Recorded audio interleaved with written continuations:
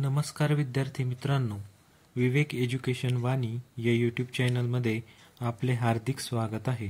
आज आपण बघणार आहोत परिसर अभ्यास भाग 1 इयत्ता 5वी या पाठ्यपुस्तकातील धडा क्रमांक 15 संदेशवहन व प्रसार माध्यमे या धड्याचा संपूर्ण स्वाध्याय प्रश्नोत्तरांसहित. तर चला बघूया.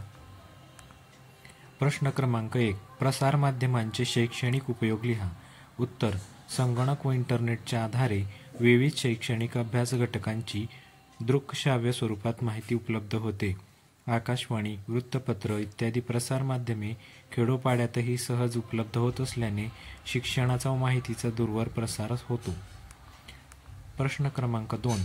दूरध्वनीच्या वापरापूर्वी संदेश पाठवण्यासाठी कोणत्या साधनांचा वापर केला जात असे?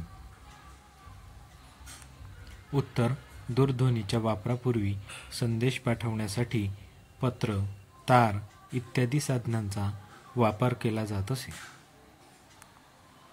पुढचा प्रश्न बघूया. प्रश्न क्रमांक 3. संगणकामुळे तुमच्या जीवनात कोणता फरक पडला? उत्तर: पुस्तकात दिलेले विविध उपक्रम करण्यासाठी उपयुक्त माहिती मिळाली. 2. संगणकामुळे महत्त्वाची माहिती साठवून ठेवता आली. 3. शैक्षणिक प्रगती झाली.